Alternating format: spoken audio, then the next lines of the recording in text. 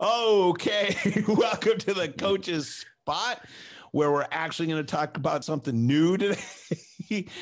I'm Jason T. Powell, your host. I'm here again with Will Smith. Not that Will Smith, although they look a lot alike. It is close. Yes. And then super coach, Anthony. Yeah. Who's actually going to bring up the topic this week. I'm actually going to shut up. So, Anthony, it's all you, bro.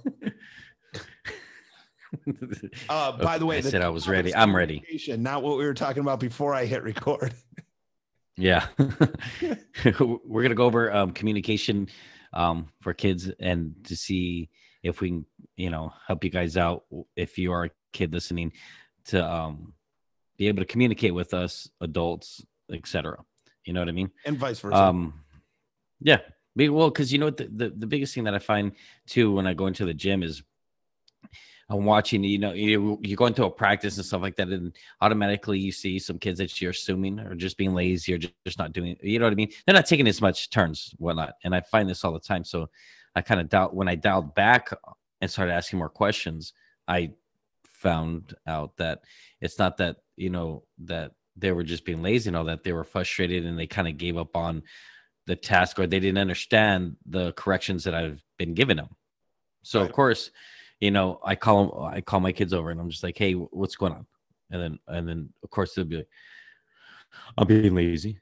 And I'm like, are you really being lazy? Like, seriously, are you really being lazy? Or are you just saying that because you think that's what I want you to respond? And of course they're like, no, I mean, I really am trying. So, okay. So as I'm going through these questions, I come to find out they don't understand what I'm saying. Like, they don't get how to. They get what I'm saying. They just don't know how to, make the change or whatever. So, of course, by the end of the thing, I'm like, I have to always tell them, I'm like, listen, if I don't know that you're having these struggles, then I'm going to assume that, you're being lazy or you're playing around or whatever the case may be. And then that's where my frustrations are going to come into play. And that's where, I'm getting upset with you. And then you're going to go home upset because coach is mad at you, but you really were trying. You just didn't understand, but you're not communicating that with me. So now we have our disconnect and I can't help you to get better, back and forth. So now I always tell my kids, I have this big rule with my girls, if, I tell them all the time, I'm human, I'm imperfect. I have bad days just like you have bad days. And there's nothing wrong with having a bad day. But as long as we communicate that, then we could be, on a better week, hopefully the day we get better or whatever. So they know that, say, for instance, if they feel like I'm having a strong day or I'm being a little more overly aggressive, they can tell me. They can be like, hey, you're kind of being a jerk today. Like, whatever. They could say whatever they want to me as long as, and then we'll have a conversation about it. You know what I mean? So that way they know if they feel like I'm being too overbearing on them or whatever, they can be like, hey, you should relax or whatever. And then they tell me how they feel. And then I'll tell them my standpoint and why I'm frustrated or whatever. And hopefully we can come to that middle ground. But it's worked because now I don't have kids that are afraid to tell me that they're hurting or that they don't understand things. So like my progressions have gone a lot bigger. And I think a lot of these coaches, they don't. They see a kid struggling and they don't, and of course, because they're not mind readers and you can't mind read those kids, but they're just automatically going to the first thing is, oh, that kid's lazy, Yeah. So I think if we can communicate with our kids better and if kids can understand that you can say how you feel to your coach, I think we can create better athletes in that manner. For sure. And that's why I wanted to talk about it. Here's the thing about communication and Will can back this up because you and I, Anthony, we deal with a lot of one-on-one where Will has coached a plethora of kids and especially in high school, even at Plano, that were a huge difference in talent levels, in experience, in so many things. As we talked about in the other show, a lot were select kids. Some, it could have been their first experience in high school, that maybe they played a little bit through middle school, so Will had to deal with a lot of different, I don't want to speak for Will, but had to deal with a lot of different skill levels, where you and I have the what's the word I'm looking for? We have the good luck of the fact that all our kids are pretty much the same level when we move through groups. So we coach a lot of different levels, but the group we're coaching at that time is one level. And a lot of them are, I don't want to say close, but they're within the same ballpark of talent level. Yeah. Here's my thing about communication. And this is something I learned, as I've talked about it before with Will, with our old roommate, Terry, who is a master communicator, by the way. And he was also really good at reading his kids. He could watch an athlete walk and be like, are you having pain in your knee? Like, even without a noticeable limp, that's how well and how in tune with his athletes he was. But here's the thing. You can have all the knowledge in the world and be a poor communicator, and you're a crappy coach. And you can have a general knowledge of a sport and be a master communicator, and you're a great coach. And Will can probably speak to this more than me, because Will has to coach. You know, another great part is we have 4 events. I only coach 2. I coach vault and bars. Will had to coach every aspect when you coach select, right? Well, I mean, basically when it comes to certain things, like it gets specialized at a certain point. Right. Like, you know, when we were doing football, we'd have 120, 150 kids out, but you would specialize in your spot. Like I coached linebackers, I coached interior offensive linemen. We would obviously see all the kids, and we would, you know, help out wherever necessary. But, you know, I would work with basically 25 kids. Right. But which is a lot for me and Anthony. That would be a huge amount of kids. Sure. Yeah. I mean, and the one thing is that obviously, you know, depending on grades, depending on, you know, if they passed, if they failed, you know, with Plano, you know, obviously we would have the kids from the senior high, but we'd also have kids coming in from the feeder schools. Right. And so as far as, you know, them coming in, moving, things like that, that could vary as well. But, you know, there's some programs that, like you mentioned, Allen, they may have 180 to 200 kids come out. You know, Plano East, actually all the Plano schools in Allen, they are 4 of the top 5 population schools in Texas. Wow. They've got 5,000 to 6,000 kids in the school. Wow. Allen will have 500 kids come out to try to play, and they actually will cut down to 200 kids. Wow. That's crazy. Yeah. So, I mean, when it comes down to athletics, when it comes down to being a coach, it's just with any other relationship as far as communication goes. I think both of you guys just hit the nail on the head as far as being observant, first and foremost. You can know everything, but if you can't convey it and you can't see it in the athlete to begin with, it doesn't matter. You know, I've seen lots of great coaches of people that knew a lot in the sport, but they couldn't convey it. Right. Or they didn't allow the athlete to actually communicate back to them. Like hearing, give them the chance. Yeah. Saying, hey, you know, you tell me what you're feeling or how things are going, instead of let me just tell you everything that I'm seeing, or let me just yell at you or scream at you or tell you what's wrong. And before you know it, the kid didn't receive anything. They just want to get away from you. Right. They don't want to receive anything. Yeah. They're just trying to get this conversation done as quickly as possible. Right. And nothing was benefited. It didn't improve them. It didn't help you give them any knowledge. It was just wasted time. Right. And what I want to do is I want to give the listener technical advice on how to communicate. So first and foremost, and Anthony is a prime example of the new age of coaching. Like, gymnastics has changed a huge amount in the last, 5 years, Anthony? 10 years? Yeah. Probably five, where we're in a, I don't want to say ultra sensitive. That's the wrong word. We're in a very, what's the word I'm looking for, Anthony? Scrutinized. Yeah. Scrutinized industry right now, because, and Will to, you know, he coached, and Will Plano, man, that's like one of the top programs to coach in Plano. You're coaching some of the best athletes in the country. I mean, Yeah. It's and gymnastics right now is so over scrutinized. And Anthony is kind of a, I don't want, byproduct doesn't give you the right.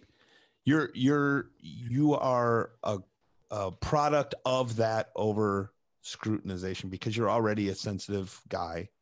And I think you're kind of the new breed of coach that's coming out of that culture that's there right now, where everybody is under a microscope. And a lot of times I'm going to be totally honest, unfairly criticized for the way they coach. Everybody has a different coaching style. Anthony's coaching style is the word I'm looking for, organic. It's very partnership orientated. It's not a dictatorship. It's a partnership. And it's very more mentor orientated. And I think I'm probably kind of a crossbreed of that. I'm probably not as positive as Anthony. In no way do I want to say I'm negative. I'm a pretty positive coach. And the way I do that, and the bottom line is what I'm trying to get to, is the way I communicate is I give my compliment. I give whatever we're working on. I tell them what I feel about it. I give them their correction, and then I close that correction. And a lot of times I'll ask them to repeat the correction back to me. So if I'm saying, we're missing that handstand because we're not bringing our feet into the bars enough and we're not keeping our thighs close to our chest, and they'll look at me and they'll be like, okay. I'm like, so what did I mean when I said that? What am I looking for? And they're like, oh, you're looking for me to, pike my hips more and straddle and blah, blah, blah. And they'll repeat it back to me. And so I understand that they understand what I'm saying, because a lot of times I'll say something and you get this look, especially with serious type A, serious personalities. They don't want to admit that they don't understand what you just said. Right. Yeah. I'm sure you get that a lot too, Will, where they don't want to admit that they don't understand what you're saying. And especially in football, in a technical standpoint, if you're saying, okay, I need you to seal off this corner and I need you to shuck this guy or whatever, and I need you to be in this spot. What am I telling you? Where do I need, and them repeating that back to you gives you a clear understanding of what they're hearing. And especially with coaching teenage female athletes, when you give a correction, and if I'm full of it, you're more than welcome to comment and tell me all about how I'm full of it and I'm a sexist pig. But when you talk to a teenage female athlete, I will say that was really good. Your legs were really straight. I just need them to drift into the bar more. But I really like how you're hitting the handstand. All they hear is blah, blah, blah. I suck, blah, blah, blah. That's all they hear. And if you don't agree with me, you might want to think on it, because you're not communicating to your athlete, because that's what they hear. They have every part of America telling them as a female teenager in this country. They have Instagram, TikTok, Facebook. They have all these things telling them of why they are not worthy. And this is the body type they should be, and this is what they should be wearing, and this is how they should act, and that's all they hear constantly all day, and they know they're not that. So therefore, if you don't agree with me, that's fine, but guess what? I'm right. It's that simple. And that's what makes them guys. It's water off a duck's back a lot of times. Do they deal with it? Absolutely. But are they scrutinized? Like, especially the female athlete. I know this is about communication, but real quick, do you know how many times? Because I work out quite a bit. And so I'm on TikTok. I don't know what my thing is or anything else. I'm creepy old man on TikTok. No, I'm on TikTok because my athletes are on TikTok. I'm not friends with my athletes on TikTok, but they talk about it all the time. I'm not on dance TikTok. Okay. I'm on mostly fitness TikTok and Republican TikTok, or Trump supporter TikTok. Sorry. Didn't mean to make it political. Okay. But I'm a conservative. But do you know how many times on fitness TikTok there's a girl on there, or a woman on there, a female athlete who obviously has put the work in the gym, looks spectacular by fitness standards. Okay. I'm not talking about what America's standards are or whatever, and get scrutinized and criticized because their arms are too big or their abs look gross because they can see them. I mean, do you know how much they're scrutinized and criticized for being in spectacular shape? And then they're told, well, you're shaming people that aren't in that kind of shape. Right. And this is what our athletes, because Will can tell you, he's been to one of my workouts or a few of my workouts. Oh, yeah.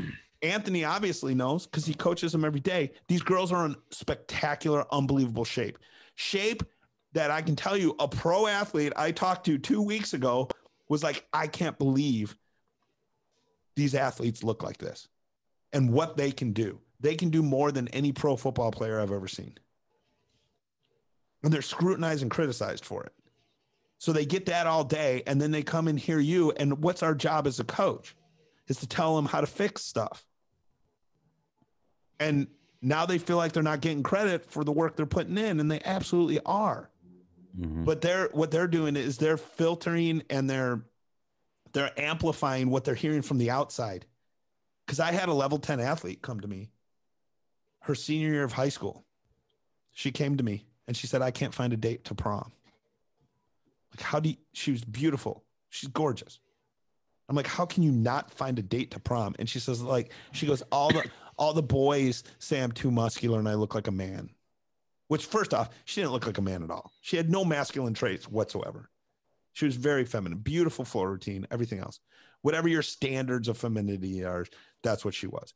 Was she unbelievably muscular? Yes. Was she manly? No. Anyway, I told her, you know what? Don't worry about it. Because it's amplified right now because you're a senior in high school. When you go off to college, a very strange thing is going to happen. People that put the work in are going to take one look at you and respect you because they see you putting the work in. Not because they see your workout, just from how you look, they're going to respect that. And guess what?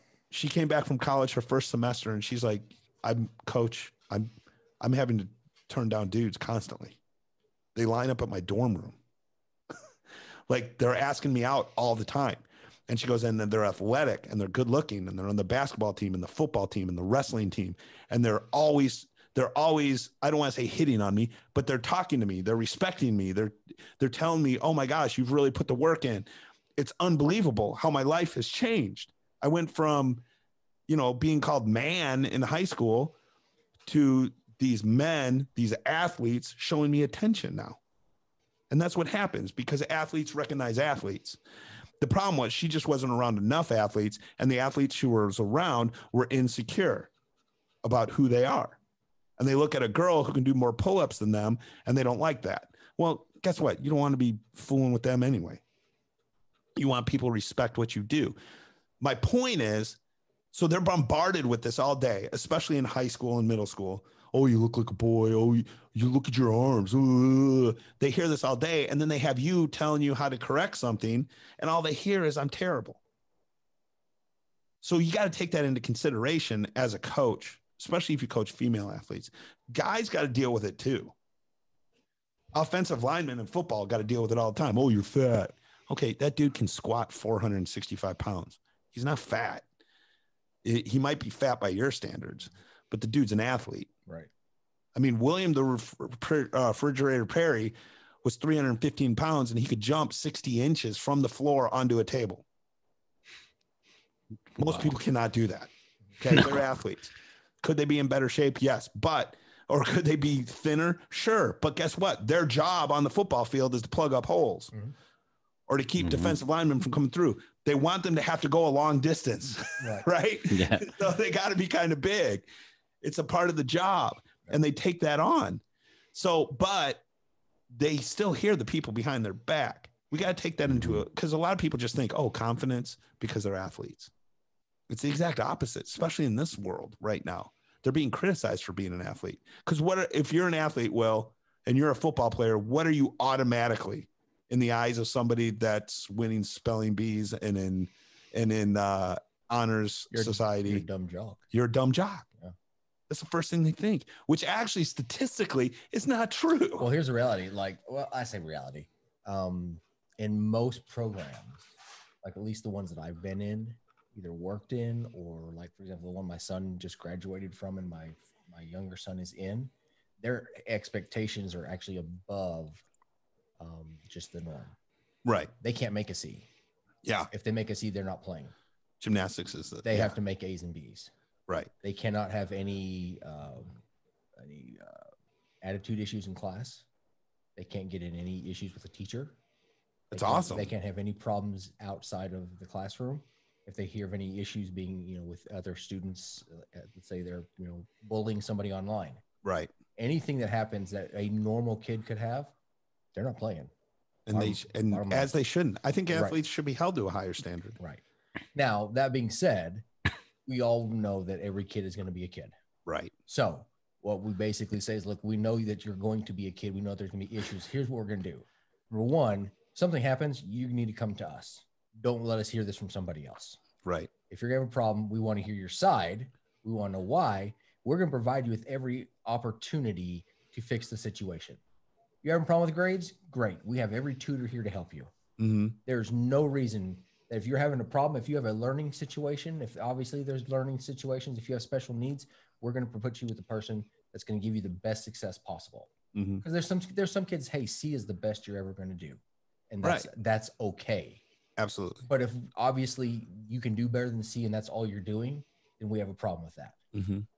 But that's the reality, is that for a lot of our kids, is that they're held to a higher standard because we want them to have a higher standard in their athletics. Right. Accountability. Right. We want them to push and to achieve. I think if every coach, I've listened to you two guys talk. I mean, I've known you for 20 plus years and I've listened to you two guys talk. Obviously, you guys know, I told you the one time I listened, I was like, I listened to the podcast for 30 minutes. I now know more about gymnastics and I'm going to know in my entire life that I've ever heard. Because obviously you and Anthony know your skill set. Right. You know gymnastics. But you can know this. How do you actually translate that to another person? Well, and that's the thing. I think Anthony and I think Anthony and I would be the first two to admit that there's coaches out there that know more than us by far. Oh, yeah. But I think Anthony and I are both, and I actually got this compliment the other day where they're like, you're a master communicator. Like not just in gymnastics, but, and Anthony and I have gotten compliments on the show where that's their compliment, is they're like, wow, you guys really get your stuff across. And that's, I think that's our strong suit is not technical knowledge necessarily. I mean, we know what we need to know, but I would say our communication, right? Wouldn't you, Anthony? Yeah. Well, you know what, what would have been funny is if you just would have gone, yep. No, because you just got me thinking about this situation that I just had this week. So me and, me. Okay. So I've been struggling mentally with my coaching, with my my higher levels, right, and my daughter. So there's been a couple of times where I've kind of questioning myself, like, should I stick to this, or this may not be right, whatever. And because again, I don't want to use COVID as this excuse or whatever.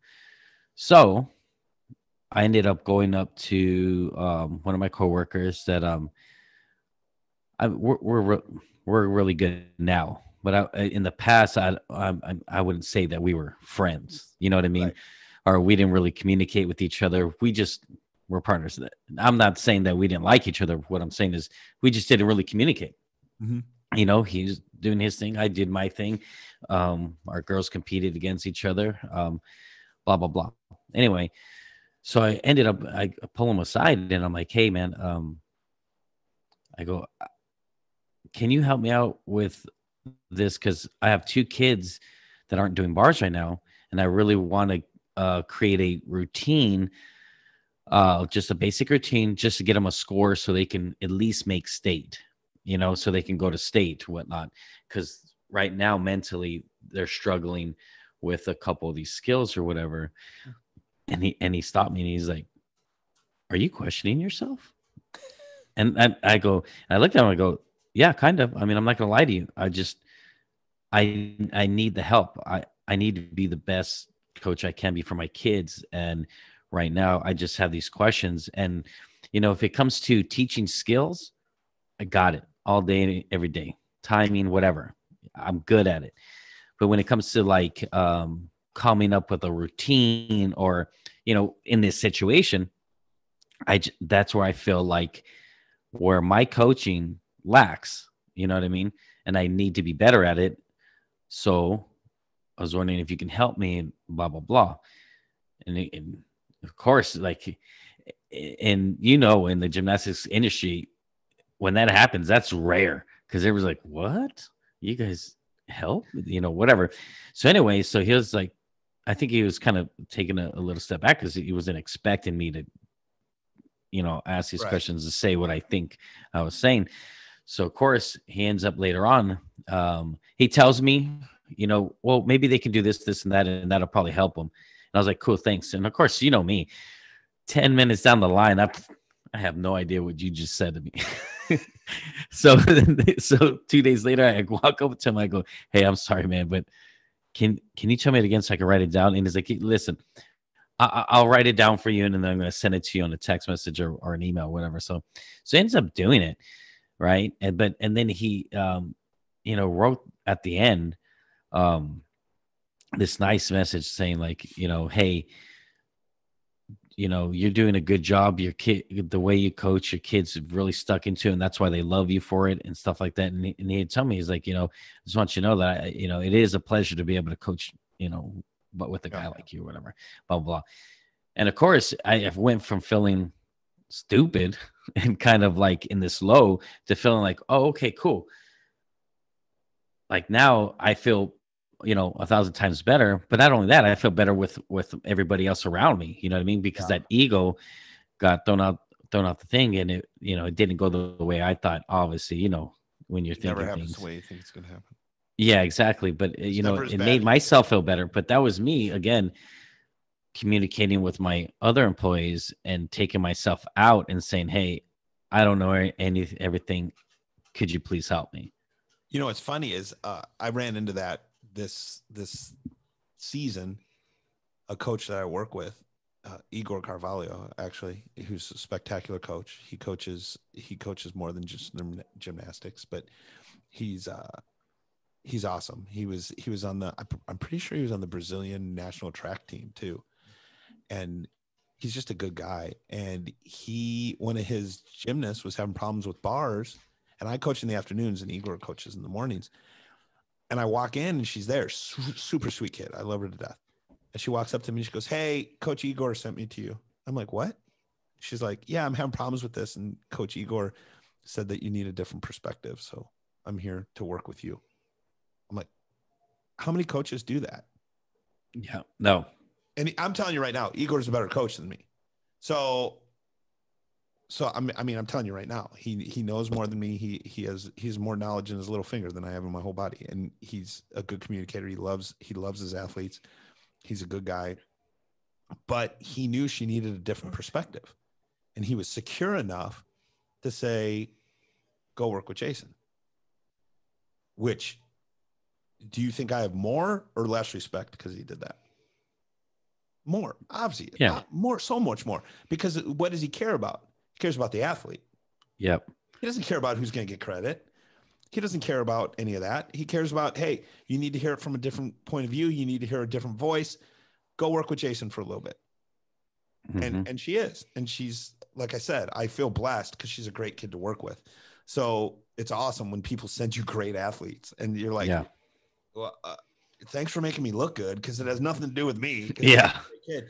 But with that being said, I know we're on communication, but I think you said something really, really important, which is everybody who coaches, and Will, you can tell me this too.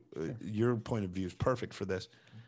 Everybody who coaches sooner or later has imposter syndrome, where they look around and they see the coaches they're coaching with, and they see where they're coaching, and they see their athletes, and they think, I'm not supposed to be here. These people are better than me. Oh, yeah. If you don't feel that, you're coaching at the wrong level. Absolutely. You know what I'm saying? Oh, yeah. I guarantee NFL coaches think that. Yeah. Every coach, at any time. It reminds me, and Will can speak on this too. It reminds me of what I heard about priests and rabbis and people of religion who are in a leadership role. Mhm. Sooner or later, no matter how much faith they have, they either going to bed or wake up one day and think, am I a fool? And then they refine their faith and they're bet. You see what I'm saying? Yeah. There's imposter syndrome. That happens all the time. Absolutely. I mean, I can tell you, because obviously I haven't coached at Plano Senior football in 15 years. Right.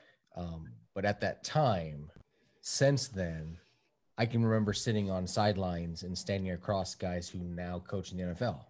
Yeah. Who now coach at, Arizona State, coach at, Todd Dodge, who is now the head coach at Austin Westlake, and he's won multiple state championships. Right. I'm trying to think of his name. Rich Rodriguez, who is at Arizona State.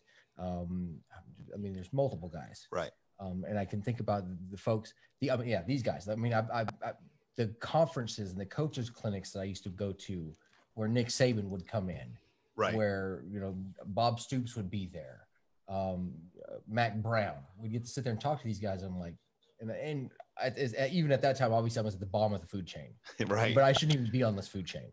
Right. But it's funny talking about, like, if I'm on this food chain, whoever tried to eat me would spit me out. Yeah, I'm like, I'm not even supposed to be in this. I'm not even supposed to be in this room. Right. Like if they really looked at me, it's like you immediately when you walk in, people are like, oh, that guy's the imposter. Right. Shouldn't be here. Which they're not like thinking about. Like the alarm should be going off. Like, right. But it's funny when you talk about people who can communicate to their athletes. And I think, Anthony, you've already said this or whatever.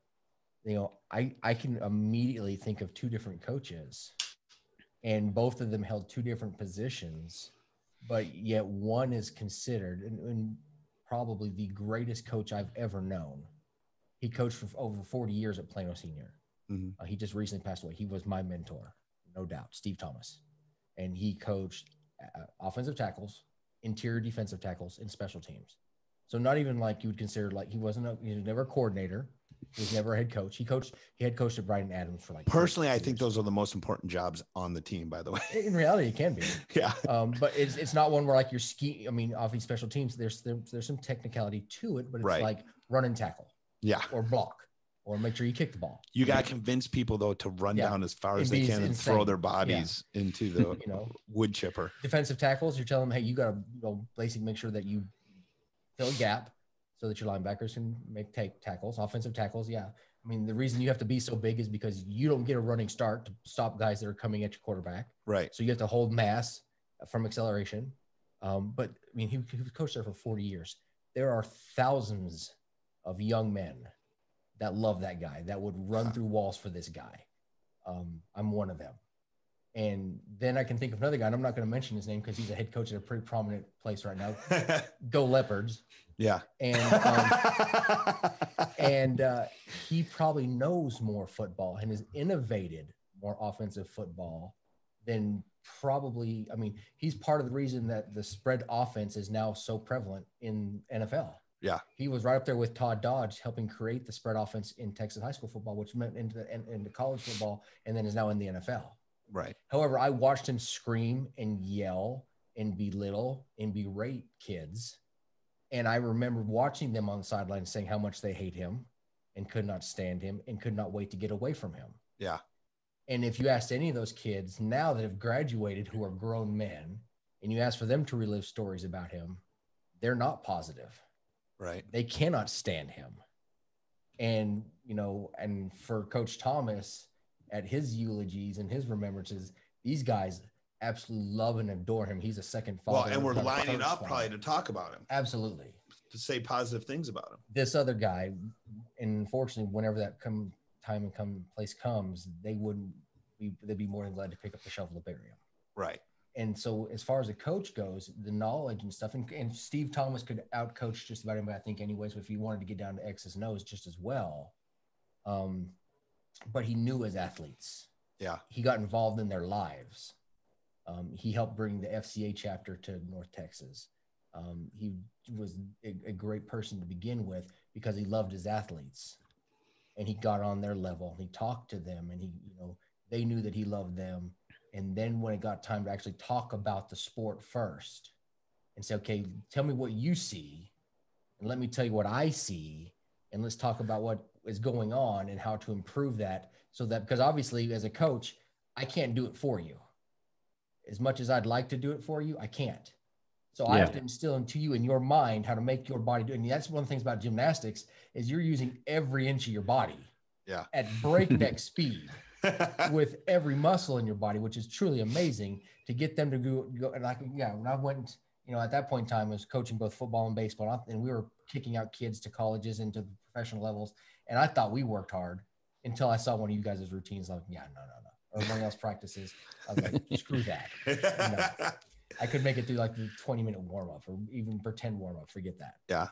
But to go at that fast with that kind of velocity and intensity, to be able to control yourself and to do those kind of things, and then say, okay, well, move your leg this quarter of an inch, or twist your neck this far, and get your kids to understand how to do that. Yeah. I mean, but before you can even get to that, you've got to get that kid to buy into what you're selling. Right. Yeah. I mean, that's the whole thing about communication.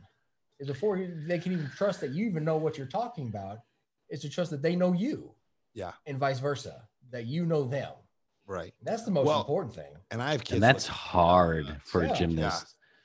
Yeah. The trust is hard because if you're a new guy, they look at you and they're like, nope, I'm not having him spot me. It's really hard because we have to spot too.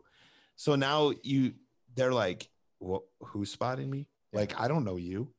Like, it has nothing to do with even putting hands on them. That's not what they're concerned about. They're like, are you going to catch me? Mm-hmm. Like, are you going to save me if you have to? And you could tell seasoned gymnasts from newer gymnasts, because seasoned gymnasts are like, I don't care who stands there. Like, they've been spotted enough by enough coaches that they don't care. They'll be like, I just need you there. Right. Can you just stand there? And then they do their thing and you're like, oh, of course I didn't do anything. And they'll be like, hey, thank you for the spot. And you're like, you're welcome. Terry used to call it moron support instead of moral support. He's like, oh, you need me to stand there for moron support? Like, he's like, you don't need me there. But, a classic thing, and it goes with communication and imposter syndrome, is Neil Resnick, who owned Flips in Reno, Nevada. I might have told this story before, but he used to host a really big meet, huge meet when he owned it. And Russia would come to the meet, the Russian national team. And it was a boy and girl meet. And I don't even know if he hosted it. It might have been someone else that hosted it. It doesn't matter.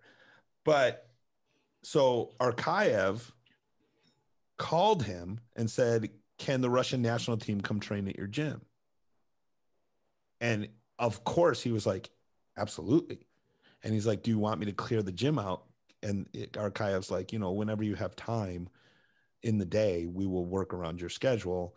But yeah, we'd like the gym, somewhat. You can have classes and stuff, but we'd like it somewhat, nobody there watching us. And Neil is like, well, can I watch the practice? And Arkayev's like, of course, it's your gym. And so the first day Arkayev gets there, he gets there with the Russian national team. And Neil says he runs out to the floor with a pen and a paper, because this is the greatest arguably the greatest, whatever controversy there is around him, the greatest gymnastics coach of all time. It blows Bella out of the water. Come on. Oh, wow. I mean, he's the greatest ever. And because he coached boys and men, or he coached men and females. Like, so he coached everything. I read his book. It's so far over my head. It's not even funny. So anyway, Neil runs out there with a pen and paper, and he goes, the first thing he noticed was that the Russian national team started with basics on floor. And if he saw something he didn't like, they started over. And if they didn't get there to their tumbling passes, he didn't care. If it was forward rolls and he saw something that needed to be fixed and he wasn't moving on, he didn't move on. He's like, do it again. Do it again. Do it again. No, that's not right. Do it again. Do it again. Do it again. And, he'd be yelling at him in Russian or whatever. But he also knew his athletes really well. And Neil goes, so I run up to him and he goes, Arkayev, what do you think's more important? Rope climbs or push-ups? And he's like, yes. And he goes, okay, how many push-ups do you do? And he's like, what do you mean? And he's like, well, for your conditioning, do you do this, this, and this? What about when you're training this, this, and this? What about when you're doing this? And finally, Arkayev goes, are you the coach? He goes, yeah. Then you already know. Mm-hmm. Like, he was like, I'm not one to tell you what to do with your kids. Wow.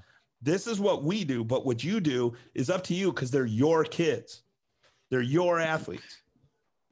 So if you're missing something and something's not where it's supposed to be, it's your job to adjust it to how you need to adjust it. But you're their coach. And until they quit and go somewhere else, you're their coach. You know best. No matter what anybody else says, you know best. And here's the greatest. And by the way, Neil Resnick is probably top 3 bar coaches of all time. He's as good as Arkayev. You mean to tell me that you're not one of the top 3? No, I'm not. Top 4. I don't even want to be up there. I like being down here with the good old folks. With the rest of the peons. But I'm like, it's funny too, because when I get questions and they'll be, this, that, and then I tell them and they're like, oh, yeah, I do that too. Yeah, that's like, the biggest thing. I'm like, yeah, because there's no pill or there's no secret dust that I'm going like this on my kids.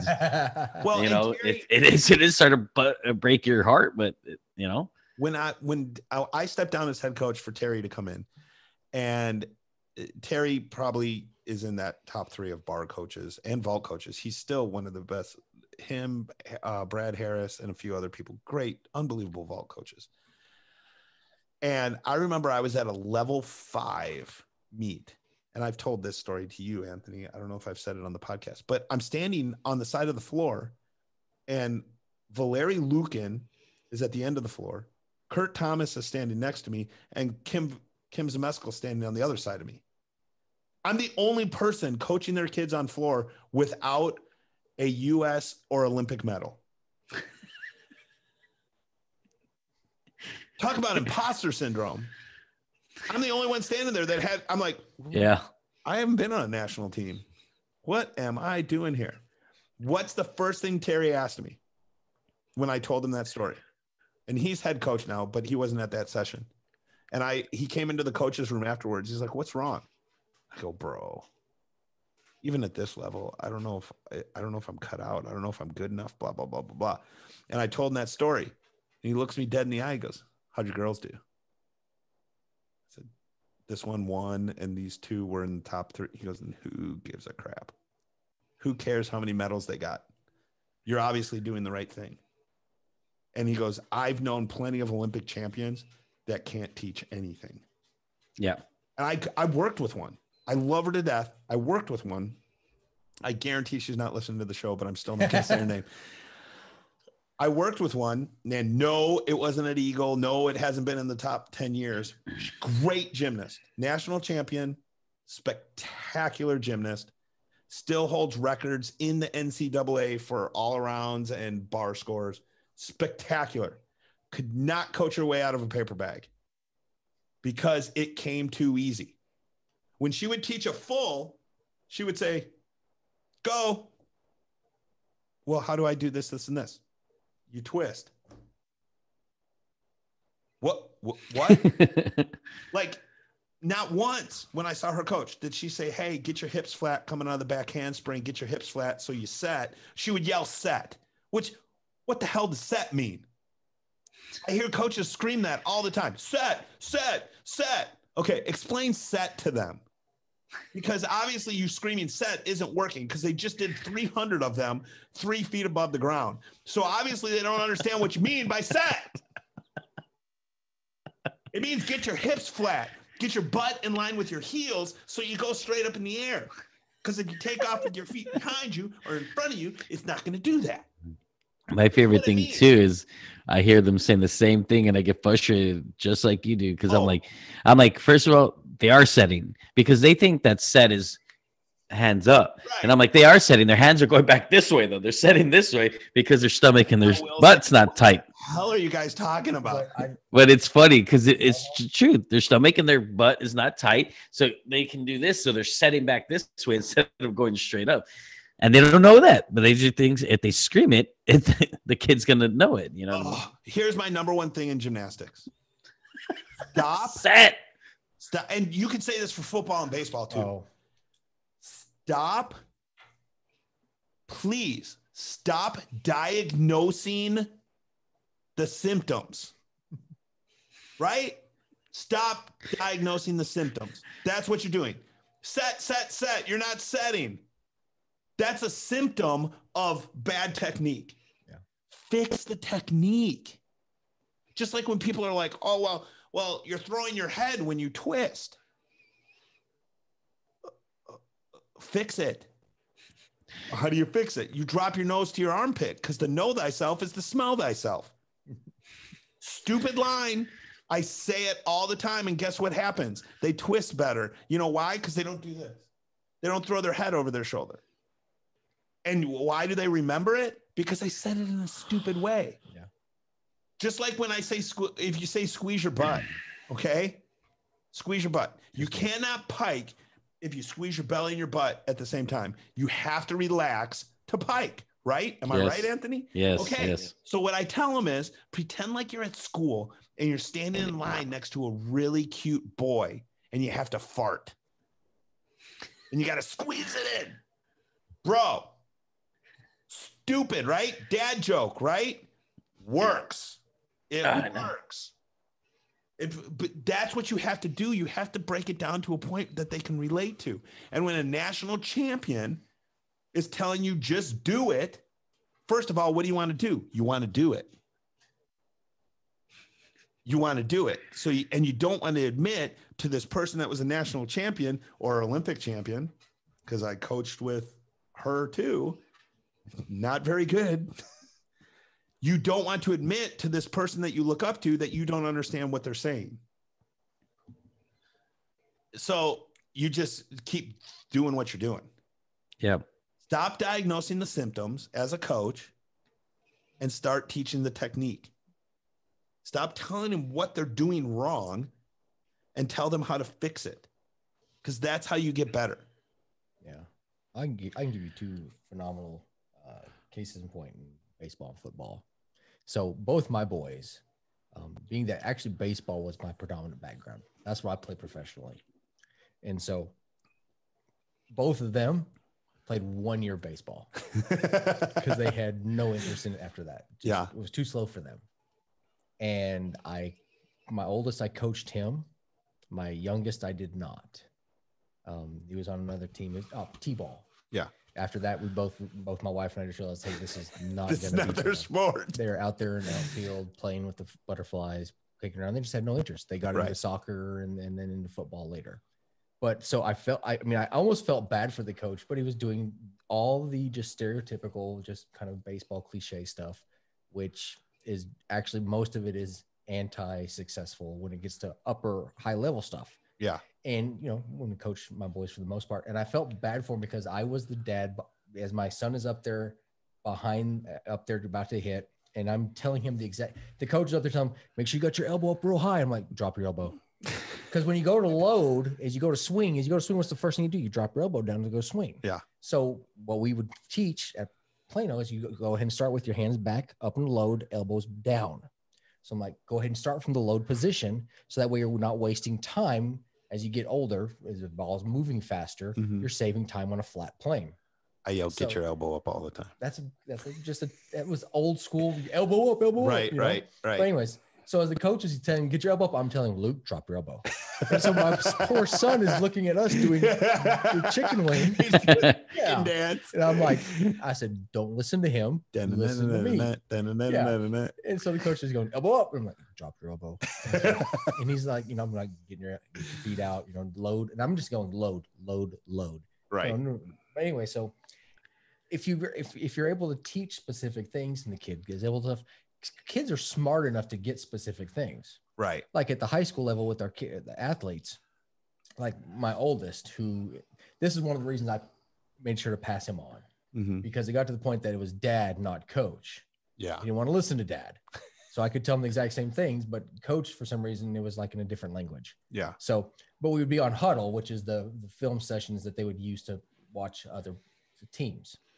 And so it got to the point that, because like now, even with high school level, you know, pre-snap, they've got to camouflage or they've got to hide their coverages because they'll go in motion to try to read what defense you're in. Right. So they'll try to hide their coverages 2 or 3 different times so that the quarterback can't read what coverage you're in, so they know what pre-snap where they're trying to throw the ball. Right. And so my son played free safety. And so they got able to say, well, how many times does the quarterback actually look up before they actually snap the ball to see what coverage they're in? So how many times do we have to hide the coverage? Right. So does he look at it twice? Does he look at it 3 times? Do we show cover 2 and drop down into a single high? Do we show a fire zone blitz and then drop out into a cover 3? So basically we would study with him. Anthony's a Vikings fan, so he doesn't know what any of that means. Do we tackle or do we not tackle? I don't know. Hey, our defense is always stout, boy. Hey, Vikings play great defense. It's just, can they find a quarterback? Anyway, Kirk Cousins is God. Kirk Cousins is not a bad quarterback. Yeah. No Viking fan would ever say that. Hey. And if they are a real Viking fan and they think they are and they say that, I'm going to punch them in their face. Bring back Warren Moon. So yes. But anyway, Randall Cunningham. The other 3 Vikings fans don't say it.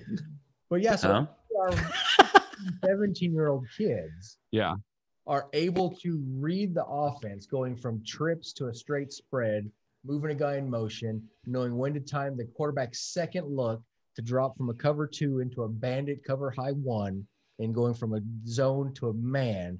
And tell me kids aren't smart enough to understand what a coach is trying to tell them. Right. But if they trust that the coach is going to listen to them and do that stuff, after watching, typically for them, it's about 5 to 10 hours of film. After going through it in practice and stuff, it's, do they actually listen to the coach or not? Right. Do they trust the coach or not? For sure. And That's a big thing. Do they trust them? Is the coach smart enough to actually be able to get on their level and do it in a way versus just scream and yell at them? Right. For sure. For sure. Because I don't, and I think coaching has changed a lot. You know, what's funny is people think that like Nick Saban is a total jerk or whatever.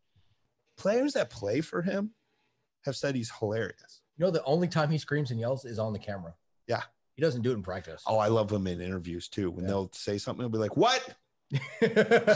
He only does that for me. Now he's a hard ass. There's no doubt about that. But as far as the all antics about throwing things or getting mad and stuff like that, he only does that for the media. Well, and here's the thing. I'm a disciplinarian. Sure.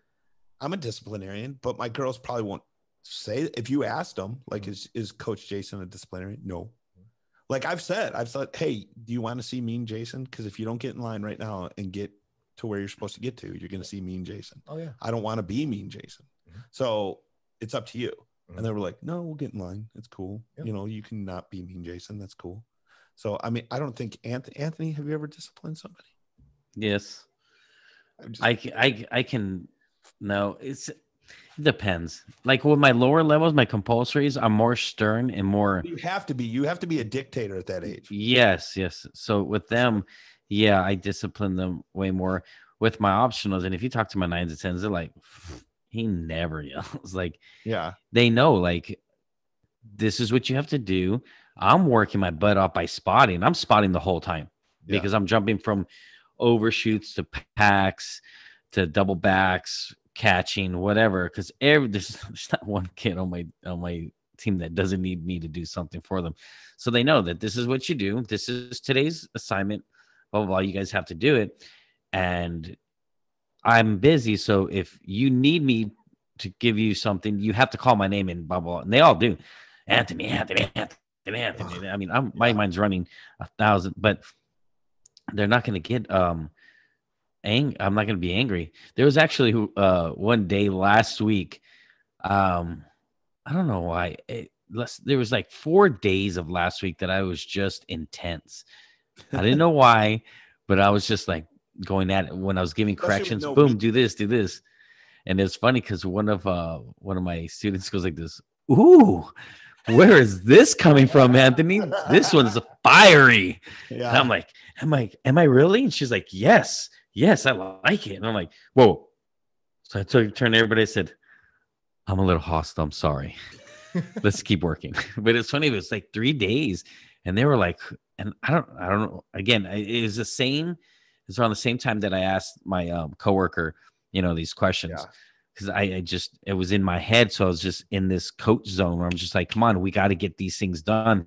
And I'm trying to push. And again, then I started to realize, hey, I gotta push back and then unfortunately I had a kid that's like, I need to do this. I need to do this. I'm like, yeah, but you're not mentally ready. She's like, nope, I got to do it. I'm going to do it, coach. So I was like, okay, go line up all these mats. She goes and she does the first overshoot, catches it, and kind of just turns and does it. I'm like, I don't. She's like, I need you to come over here and watch me. I'm like, I don't want to watch you die. Okay. I don't want to watch you die. She's like, so of course she catches that first one. And I'm like, okay. Oh, all right. So I guess I was wrong. Walk away. The second one she catches and just collapses and whiplashes all ugly. And she's sitting there crying. And I'm like, I told you. So I sat there and I told her before, I said, do you really want me to be the guy to sit there and say, yes, go do this, and then you get hurt, right? Knowing that you weren't ready, and now it's on me. Now I got to go home feeling bad. And she's like, it's not your fault. I'm the one that wants to do this. So I'm like, so of course it happens, and I'm sitting next to her, and she's tearing. I'm like, is your neck okay? And she's like, yeah, it just hurts right here. She goes, I'm an idiot. I'm like, no, you're not. The hyoid is broken, dude. And I'm like, no, you're not.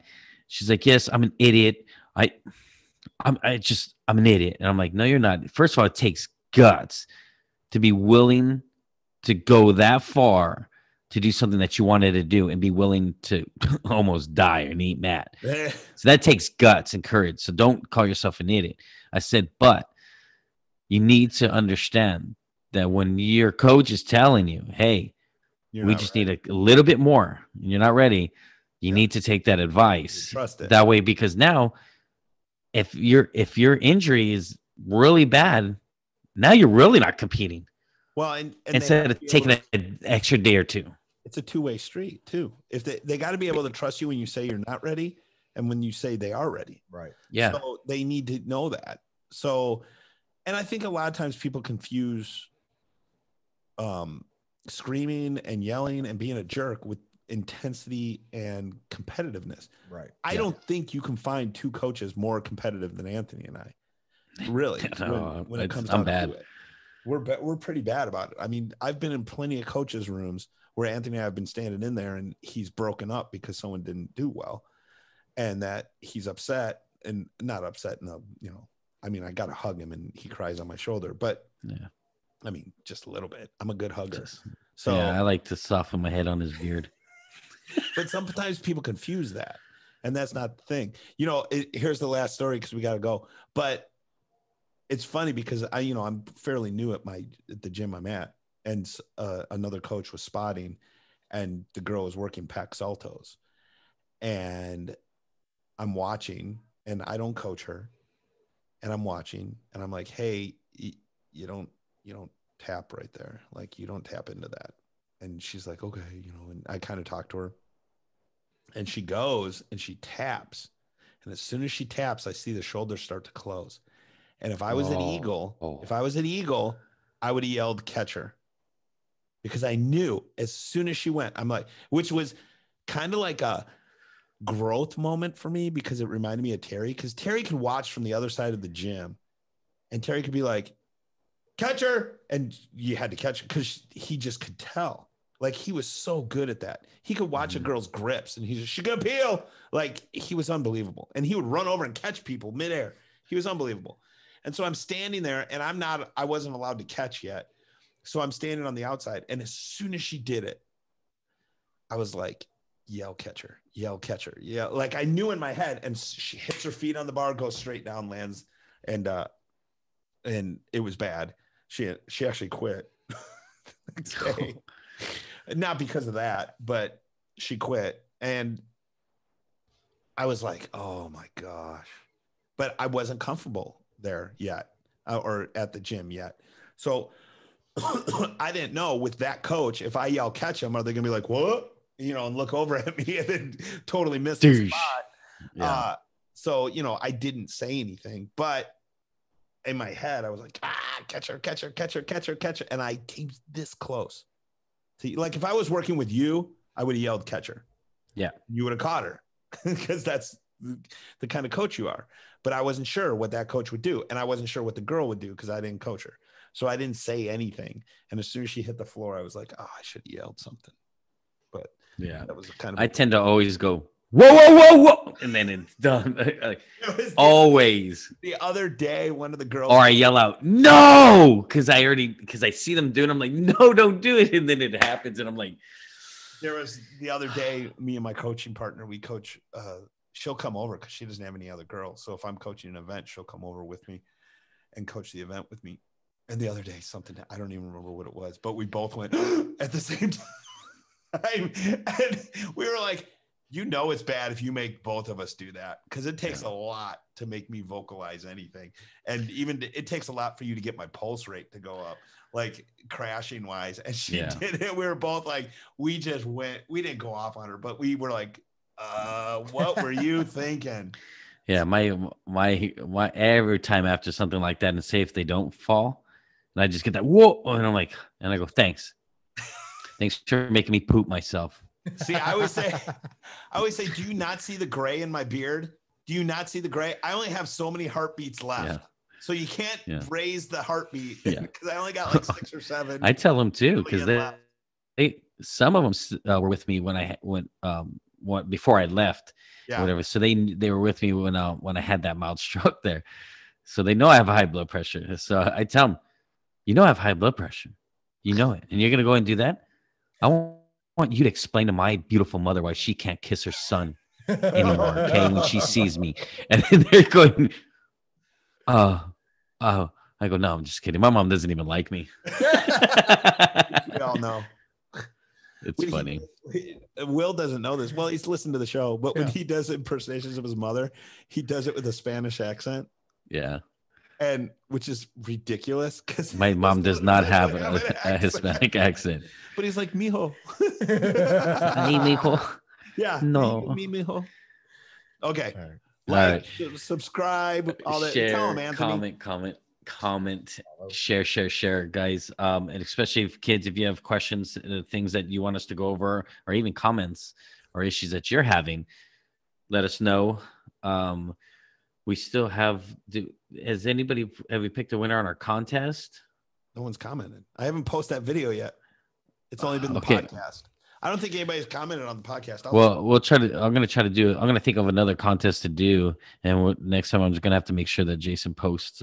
You know what's funny is I haven't been to our iTunes, because I do everything through a different server. So we're on iTunes, but I've never been to our site on iTunes, like our launch page or our landing page. So I should probably go there. I could go. There might be. You know what? A lot of the kids that I know, they listen to it on iTunes. That's where they watch it. Yeah. And then the some of it. 70, I think 70% of our listeners are on iTunes. It's funny too, because then some of them will all get on FaceTime and one will pop the laptop up and then they watch it. That's funny. They were telling me, I was like, really? And they're like, yeah. I was like, okay. Well, since I know you girls are doing that, why aren't you commenting? And they're like, well, we have like the latest video on YouTube. I think we're at like 30 views, but we're also on over 20 listens. So together, it's over 70 something. We're almost to 500 listens for less than 20 shows, which is pretty good actually to start with. So anyway, comment, subscribe, all that good stuff. Everybody, peace out, people. Thank me. Thank you, Will. Thank you, Anthony. You guys finally got to meet. Yeah, man. Oh, awesome. Yeah, but it's not the same when you're not in person, though. I know. We got to do one in person. The energy level is just so much different. Yeah, it is. Level's different, and it wasn't for a massive snowstorm. Massive. I know. Right. We were gonna have a big show. We were gonna have. It was gonna be fun. I know. We were hyping it up, and then I was gonna tell you to bring your mic. I was gonna figure out how to get all the mics linked to one soundboard, and I decorated my mic. They'll come out. They texted me at the last possible minute too. They're like, I don't think we're gonna make it, and I'm like, yeah, I didn't expect you to. Yeah. So I know my kid wants to come home. I called him a big sissy. I'm like, just I know, sissy. Don't. I know. I was like, I'm not gonna cancel. I'm just saying, like, just letting you know if it gets bad, I'm not gonna be able to do it. And you're like, I'm like, I just heard from people, so I texted him this morning and told him don't even think about coming out. Yeah. So. Anyway, all right, guys. Okay, guys. Talk to you later. Bye. Later.